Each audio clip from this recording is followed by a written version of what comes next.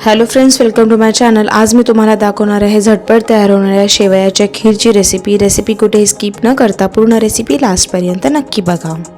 तर इथे मी भाजलेल्या शेवया घेतलेल्या आहेत, ज्या ऑलरेडी आपल्याला अशा ब्राऊन कलरमध्ये मिळतात ना, त्या शेवया घेतलेल्या आहेत। दोन प्रकारच्या असतात, एक सफेद असतं आणि एक ब्राऊन असतं। तर सर्वात आधी ना मी थोड्याशा शेवया घेतल्या आणि त्यांना ना थोडंसं कढईमध्ये भाजून घेतलेलं आहे। गॅसची फ्लेम मीडियम ठेवायची आणि चांगलं भाजून घ्यायचं 1 मिनिटभर। 1 मिनिटानंतर मी याच्यामध्ये ना 1 चमचा तूप टाकलं आणि पुन्हा याला 2 ते 3 मिनिटं खरपूस असं भाजून घेतलेलं आहे। आता इथे छान ह्या शेवया भाजून झाल्या की मग त्यांना लगेचच एका प्लेटमध्ये मी ते काढून घेतलेलं आहे। जर का सफेद कलरच्या शेवया तुम्ही यूज करणार असाल ना, तर त्या जरा जास्त भाजायच्या आहेत आपल्याला। इथे ह्या मी ब्राऊन कलरच्या घेतल्या होत्या, तर मग मी ह्याला 2-3 मिनिटं जसं परतून घेतलं होतं। आता शेवया मी एका प्लेटमध्ये काढून घेतल्या। आता त्याच कढईमध्ये 1 चमचा तूप पुन्हा टाकलं आणि ह्याच्यामध्ये मी काही ड्रायफ्रूट्स टाकून घेतलेले आहेत। तर इथे मी काजू घेतलं होतं, बदाम घेतलेलं होतं आणि चारोळी घेतली होती। आता तुम्हाला जेवढं काजू बदाम चारोळी पाहिजे असेल तेवढं तुम्हाला घ्यायचं आहे। तुम्हाला स्किप करायचं असेल तर तुम्ही स्किप पण करू शकता। आता 1 चमचा तुपामध्ये ह्यांना मस्त असं मीडियम फ्लेमवरती खरपूस भाजून घेतलं आणि जास्त ह्याला भाजायचं नाही आहे, नाहीतर मग ते काजू बदाम कडवट होतात। तसेच मी याला प्लेटमध्ये काढून घेतलं।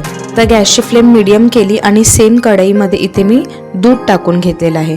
तर इथे मी दूध ऑलरेडी बॉईल करून घेतलं होतं। इथे मी म्हशीचं दूध घेतलं होतं 1 लिटर। 1 लिटर दुधाला छान मी बॉईल करून घेतलं आणि नंतर मी ते दूध इथे यूज केलेलं आहे। तर तेच दूध मी कढईमध्ये टाकून घेतलं। मलाई छान याच्यावरती आलेली होती, ती सुद्धा घेतलेली आहे। 1 मिनिटे मी या दुधाला चांगलं इथे मिक्स करून घेणार आहे। ही शेवयाची खीर अवघ्या 10 मिनिटांमध्ये तयार होते, जास्त ह्याला टाईम लागत नाही। आता दूध जसं मी कढईमध्ये टाकून घेतलं त्यामध्ये मी 1 वाटी साखर टाकून घेतली। साखर तुम्हाला तुमच्या गोडीनुसार वापरायची आहे। तुम्हाला जेवढं गोड खीर हवी असेल तेवढी साखर इथे वापरायची आहे। तुम्ही इथे मिल्क पावडरसुद्धा वापरू शकता आणि कंडेन्स मिल्कसुद्धा वापरू शकता। कंडेन्स मिल्क घेतलं तर साखरचं प्रमाण कमी करायचं आहे किंवा नाहीच वापरायची आहे साखर। तर मी इथे साखर वापरली होती म्हणून मी कंडेन्स मिल्क आणि मिल्क पावडर नाही घेतलं होतं। आता मी याच्यामध्ये 1 चमचा भरून वेलची पावडरसुद्धा टाकून घेतली आणि छान साखर विरघळेपर्यंत ना मी ह्या दुधाला छान असं सारखं फिरवत होती, म्हणजेच दूध खाली लागलं नाही पाहिजे। असं तर लागणार नव्हतं कारण की नॉनस्टिकचं भांडं होतं, तरीसुद्धा मी त्याला सारखं फिरवत होती। दुधामध्ये साखर चांगली विरघळली की मग त्यामध्ये मी शेवया टाकून घेतलेल्या आहे।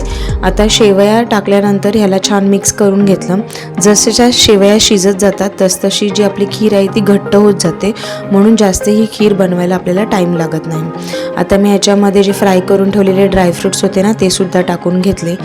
5 मिनिटे गॅसची फ्लेम मीडियम ठेवली आणि बघा तुम्ही ते खीरीला छान असं बॉईल यायला चालू झालेलं आहे। एकदा मी याला छान असं मिक्स करून घेतलं। आणखीन 5 मिनिटे या खीरीला असेच मीडियम फ्लेमवरती होऊन दिलं। जसजशा ह्या शेवया शिजत जाणार ना तसतशी ही खीर आहे ना ती घट्ट होत जाते, म्हणून आपल्याला खीर जास्त शिजवायची नाही, कारण की जेव्हा ही खीर थंड होते ना ती एकदमच घट्ट होते। म्हणून ह्याच्यामध्ये दूध थोडंसं आपल्याला तसंच ठेवायचं आहे, म्हणजे लिक्विड फॉर्ममध्येच आपल्याला ही खीर ठेवायची आहे। आता टोटल 10 मिनिटं मी ही खीर छान शिजवून घेतली होती मीडियम फ्लेमवरती। तुम्ही बघू शकता खीर एकदम मस्त दिसत आहे, त्याच्यावरती जे तुपाचे लेयर आले ते सुद्धा छान वाटते। 90% आपली खीर इथे शिजली आहे छान। पण आता ह्याला मी ना अजून थोडंसं मला घट्टसर हवी होती, म्हणून मी गॅसची फ्लेम हाय केली आणि 2 ते 3 मिनिटं हाय फ्लेमवरतीच या खीरीला उकळून घेतलेलं आहे। आता ही खीर माझी मस्त इथे रेडी झालेली आहे। जेवढी कन्सिस्टन्सी मला या खीरीची हवी होती तेवढी कन्सिस्टन्सी आहे। तर गरमागरम ही जी शेवयाची खीर आहे ती मी ते सर्व केलेली आहे, भरपूर सारे ड्रायफ्रूट्स टाकून। फक्त 10 मिनिटांमध्ये ही खीर इथे रेडी झाली आणि ती खाण्यासाठी पण एकदम सुपर डिलिशियस झाली होती। तर ही माझ्या पद्धतीची शेवयाची खीर घरामध्ये नक्की ट्राय करून बघा। रेसिपी आवडली तर चॅनलला लाईक, शेअर, सबस्क्राईब करायला विसरू नका। थँक्यू।